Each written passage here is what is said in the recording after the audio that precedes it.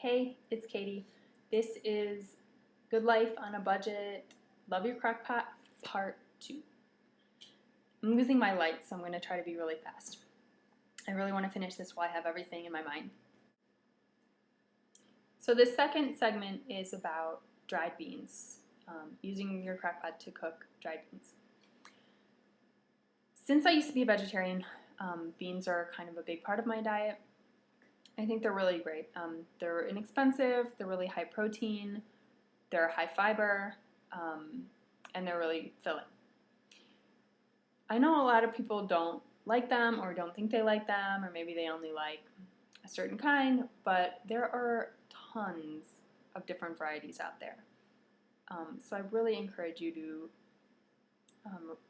branch out and try a new kind, okay? All right. So let me do the math for you.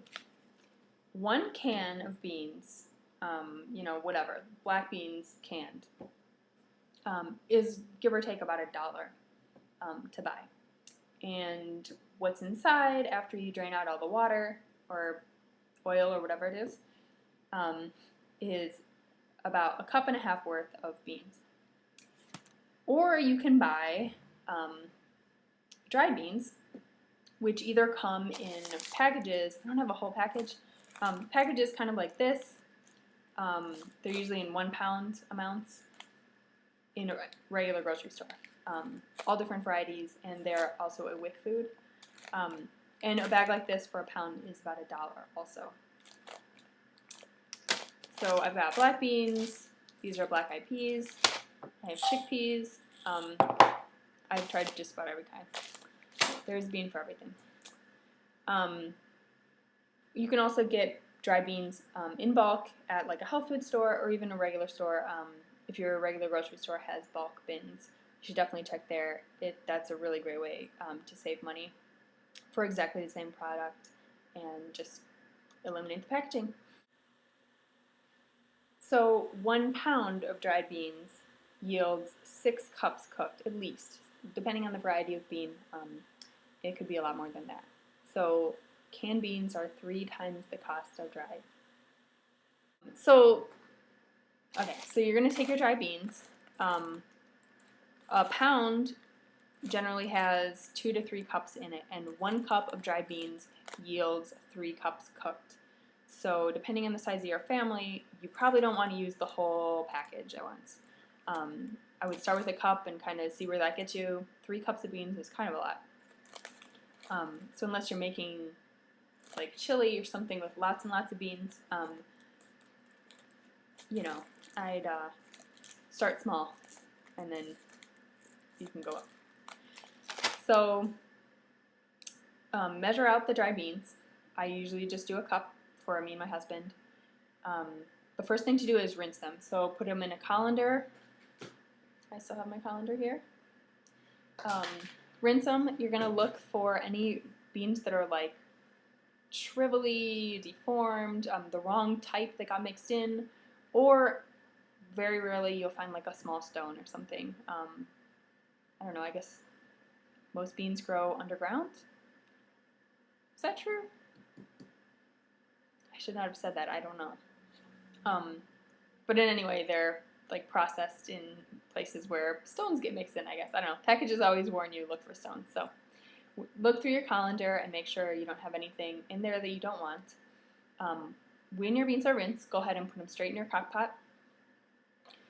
The ratio of beans to water is 1 to 4. So if you're using 1 cup of dried beans, you want 3 to 4 cups of water for the beans to soak. So just put the water right in, and you're going to just let them soak for 6 to 8 hours. So this is, again, while you're at work, this can happen. It can happen overnight. Actually, overnight is a really good way to do it. And then they'll cook the next day while you're at work, and then you'll have them ready for dinner. So they're going to soak for 6 to 8 hours. After that 6 to 8 hours, you want to drain the liquid that's in there. So just dump them into the colander again, rinse them off, put them back in your crock pot, and you're going to add new water. And it's going to be a little bit less than before. You want them to basically cover your beans plus 2 inches. So the water is going to come 2 inches above the level of your beans. And then you're going to turn on your crock pot on low for another 6 to 8 hours. So there you go, you're at work. You come home, beans are done. So you're going to shut it off, drain them again, and then you're ready to go. If you wanted to make something like chili, you could just stick them back in your crock pot, add your other ingredients, turn it back on for another hour or something so it all mixes together, and you're good, you've got chili. Otherwise, you can keep them in the fridge, use a certain amount in your meal that night, save some in your fridge. You can freeze them easily. I would let them sort of dry off a little bit before you put them in a container to freeze, but that's totally doable. They'll be just ready to go when they come out. They actually sell beans, frozen in the grocery store in packages like that. So you just dunk them in boiling water, and then they're ready. So chickpeas / garbanzo beans, I really like making 2 things with them. So once they are, they have soaked and then cooked, there's a recipe, let's see if I can find a link to it to post. There's a recipe for making spicy chickpeas as a snack. So you just mix the chickpeas, I think a little bit of olive oil, and then a bunch of spices, and bake them in the oven. And they make almost like nuts. Really, really addictive and really good, and super high protein. Another thing I really like to do is to make hummus. So they just go straight from the crock pot to the blender with lemon juice, olive oil, garlic. You can use tahini, which is sort of the flavor that makes hummus. It's a sesame paste, but if you don't have any, you don't have to. So again, like with our stock, we're not using any salt in anything until we're ready to use them in our recipe.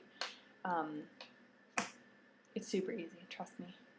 And I can give you so many recommendations for different varieties of beans, like rare stuff, and a lot of them have been around forever. There's something interesting in this part of the country.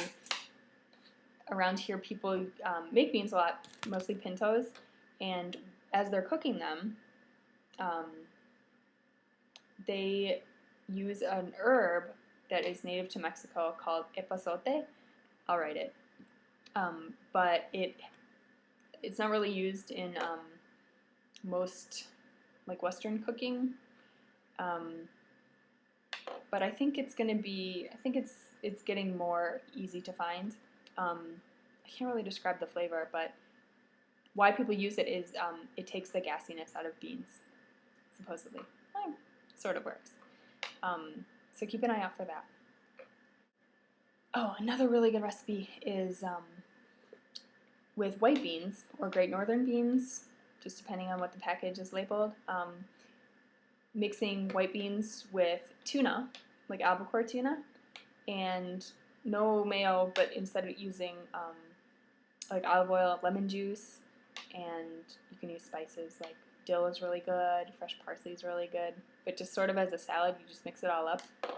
You can add lemon juice more or less to taste, and it is so good. It's a really good lunch. So there you go. There's some ideas for using a crock pot, really small investment up front, and it's going to save you so much money in the long run, and you can use the extra cash to go buy cute baby things. Okay? That's the bottom line. Thanks for watching.